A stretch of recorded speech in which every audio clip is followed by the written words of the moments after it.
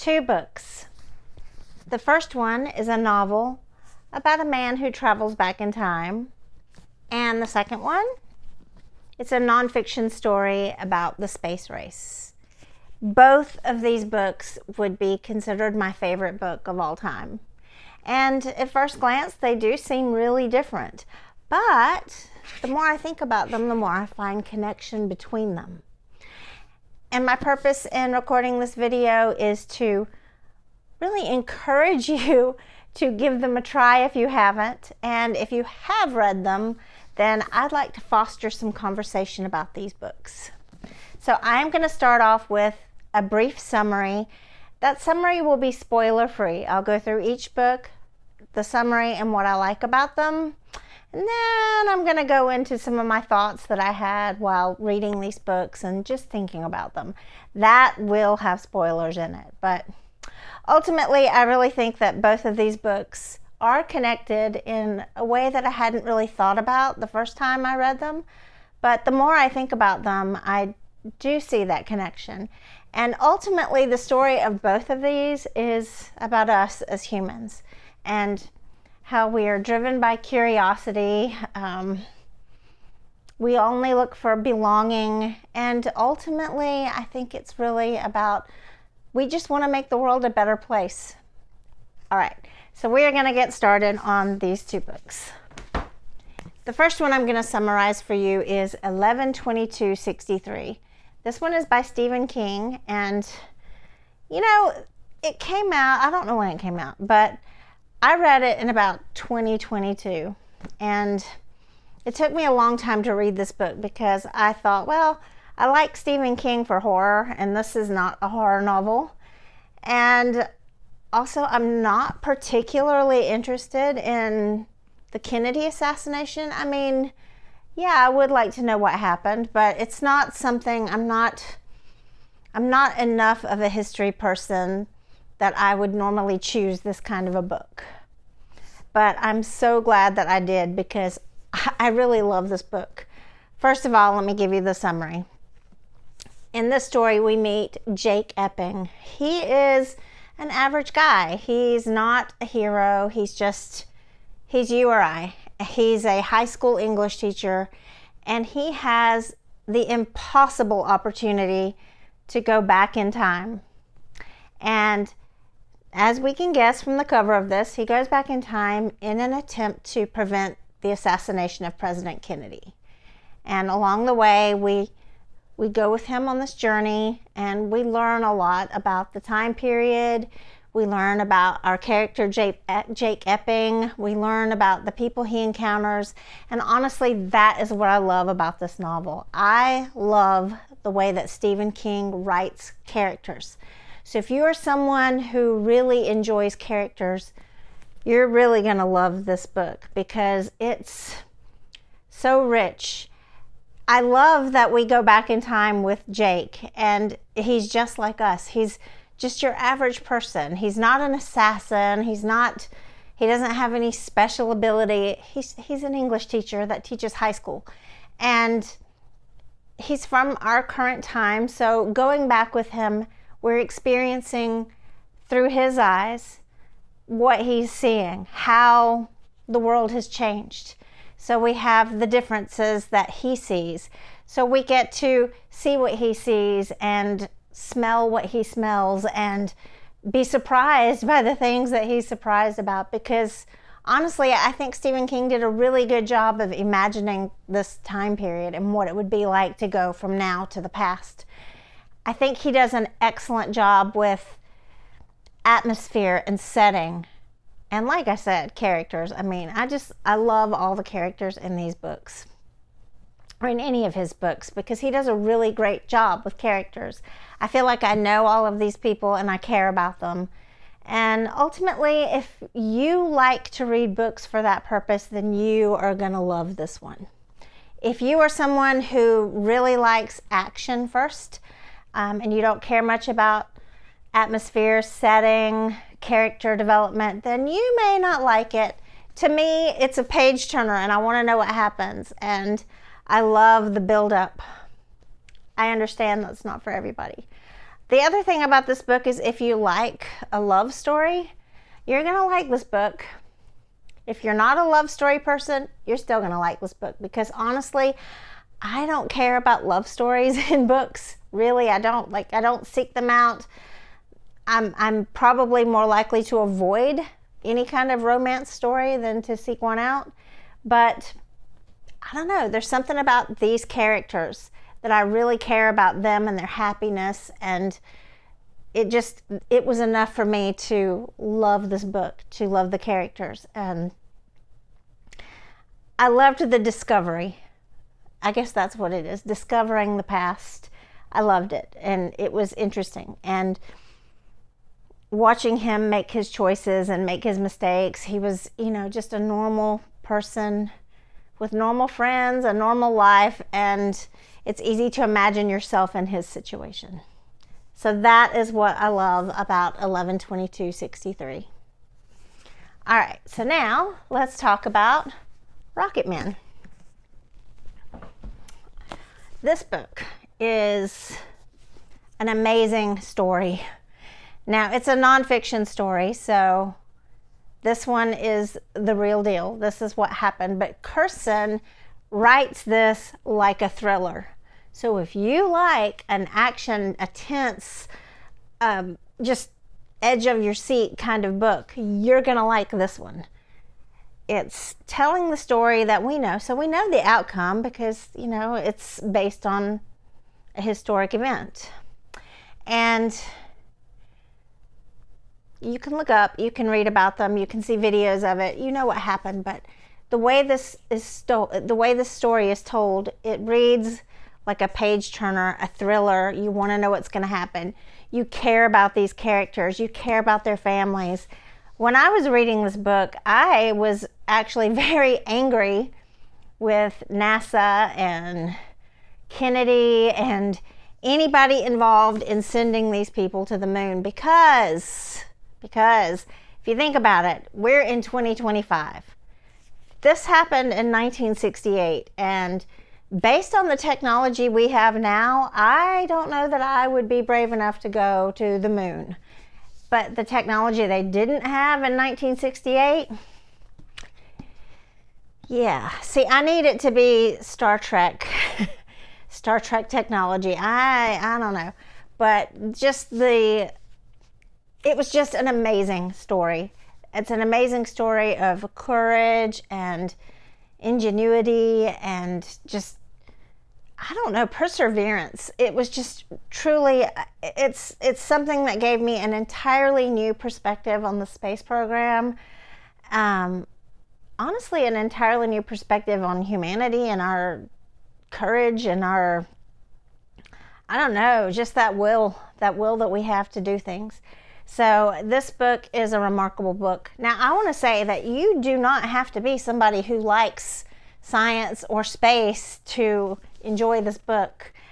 I think this book is what made me actually interested in learning about the space program, because I never really thought about it before. I do remember, a lot of things from NASA when I was a kid growing up. I remember we watched space launches and things like that, but it never really made that much of an impact on me. But this book really changed my view of all of that, and it made me appreciate the space program a lot more. So I really think that most people could find something in this that they would like. So I would recommend this to anybody who likes any kind of thriller. You want to just keep reading because you want to know what happens, even though you know the overall outcome. It's just told in such a way that it's a page turner.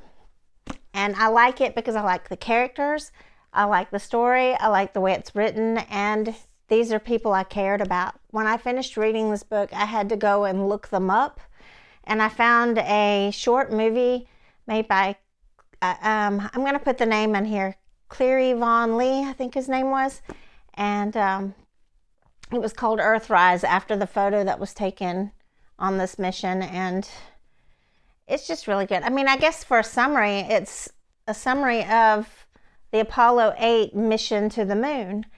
And it's, how the astronauts trained, their experiences of going up, the dangers they encountered along the way, and their trip back home. So, honestly, both of these books, I recommend them. All right. Now, I kind of want to deep dive into these just a little bit. And I think it's interesting how, this book, it was about a man who goes back in time to try to prevent the assassination of Kennedy, right? And so, in a way, this is preventing the death of the man whose vision is being played out in this book. So there is that Kennedy connection between the two books. That's the obvious connection between the two. And, when I first read them, I didn't even think about that. I actually reread these as audiobook. The first time I read a book, I'll usually read the hard copy. I read this one on Kindle, and honestly, I didn't realize how long the book was because I read it on Kindle.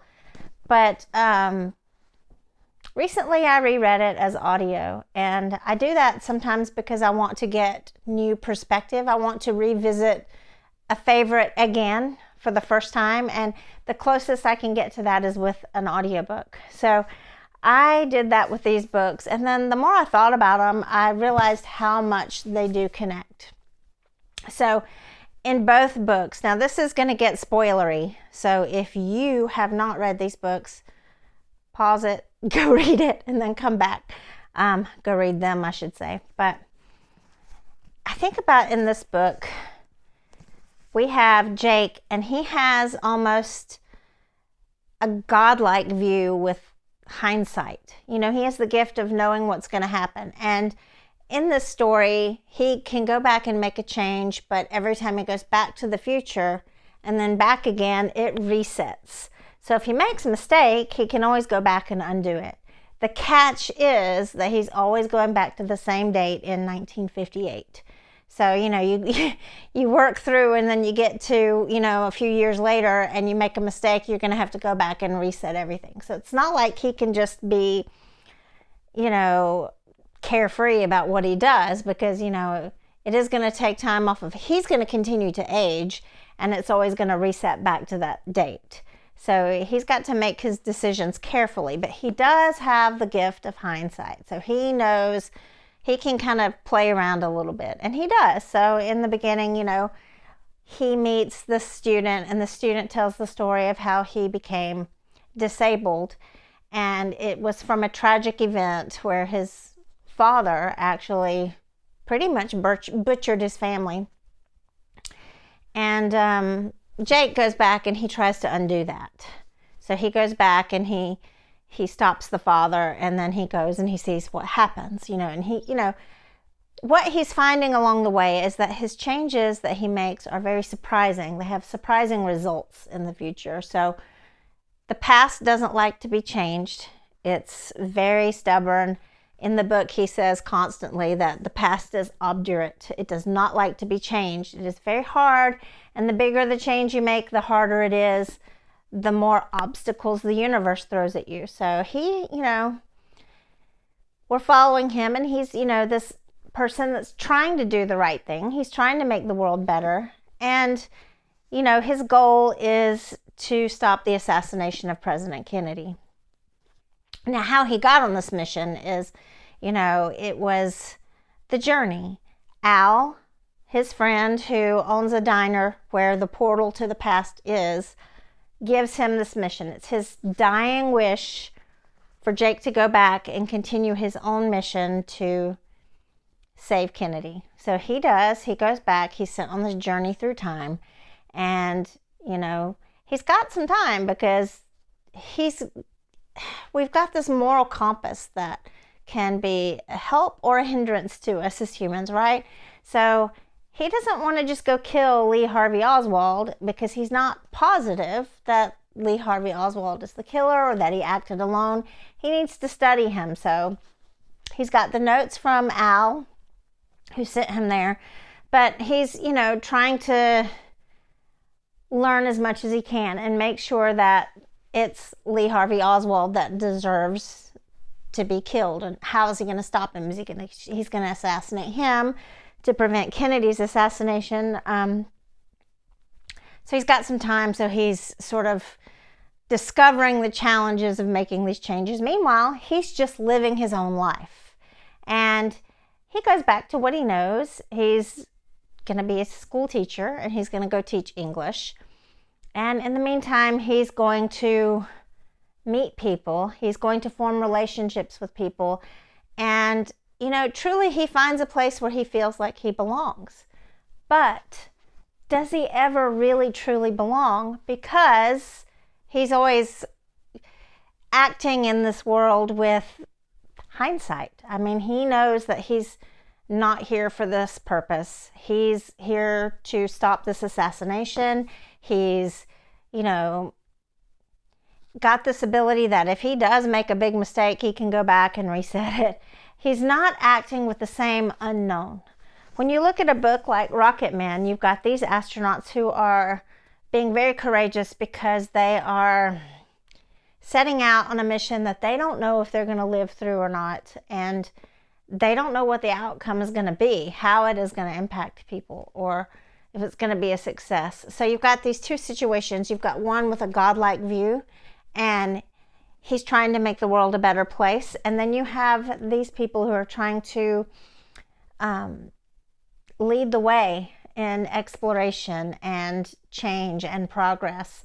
And they don't have the luxury of hindsight, so they are risking a lot by going into space.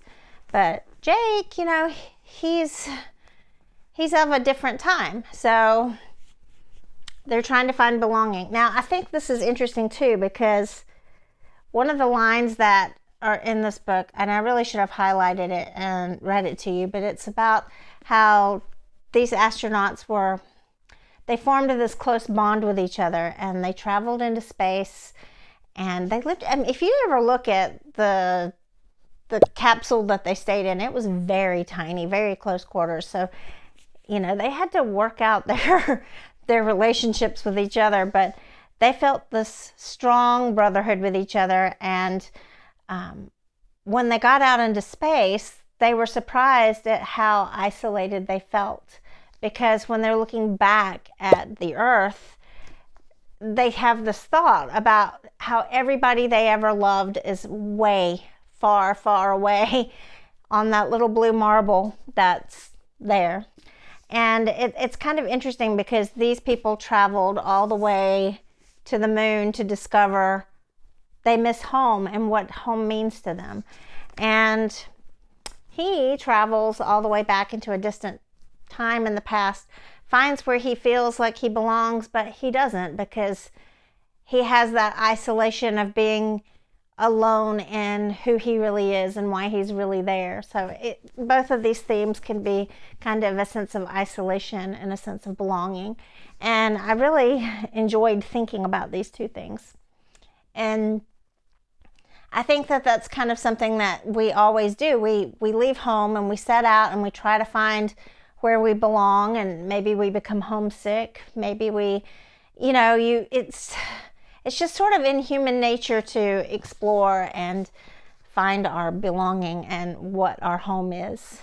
And if you're really feeling like you're an outsider to something, you look for something. You look for some group or person that makes you feel that you're home. So there's that aspect of the story. And then we have the courage to make changes. So, spoiler alert, if you have not read this book, Jake, when he goes back in time and he makes all these changes and he goes back to the future, he discovers that, when he tries to save someone, that maybe in saving them from one injury, it causes another one or something worse. Maybe instead of being handicapped, the person he's trying to protect, but it dies in an alternate reality. When he changes the past with Kennedy and he saves Kennedy, the whole world in the future falls apart. And I kind of laugh at that. I'm like, God, can you imagine if you were Kennedy and you read that somebody's, if you live, the whole world is going to fall apart.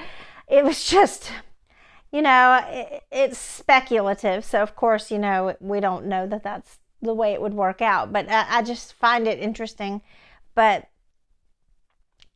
I don't know. I really think that in the end of this book, he had the courage to sacrifice his own happiness for what he knew was the better choice, because he knew he wasn't of this time, and he knew that if he were to stay, it's going to alter the reality so much that it's no longer going to be the recognizable world. In this version of reality, it's messing up the strings, and it's creating problems in the atmosphere, creating problems with reality and the timeline. And yeah, I know this can get sci-fi-y, but ultimately it boils down to making the choice to give up what you want for what you feel is right. And then when we go back to Rocket Men, they don't have this luxury of hindsight, like we've said before, but we have people who really and truly belong of their time. They are seeking to progress us forward. They are taking risks in the hopes of creating better futures, curiosity, drive to innovate. And I think that's something that humans in general always strive for, is progress and change. And the story of these people, it's an amazing story. And I'm going to keep saying that. You could probably count how many times I said that in this video. But it's just absolutely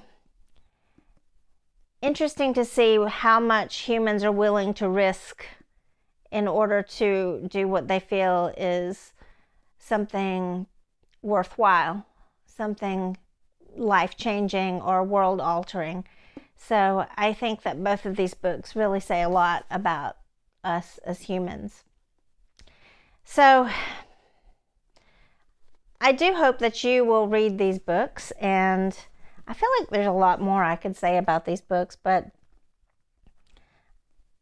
I really want to know what you guys think of them. And what would you do if you could go back in time and make some changes? What do you think you would change? We have this whole idea of morality of it too. Like, so we had, Jake in this book. He didn't want to kill Lee Harvey Oswald and then not know that he was the one that killed Kennedy, or that he was acting alone. But what about other figures in history? This comes up, like, would you go back in time and prevent Hitler from taking over Germany? Would you kill him as a little boy because, he's just a little boy that hasn't done anything? It's one of those hard things. Would you try to reform him? What would you do? I don't know. These are kind of a lot of questions, and that come up when you think about the ability to go back and change things in the past. And I don't know. I just think these stories like this give you a lot to think about. So anyway, do share your thoughts in the comments, and let me know if you've read either of these books, what you think about them, if you enjoyed them, and if you could go back in time and change something, what would you change? All right, thank you for joining today.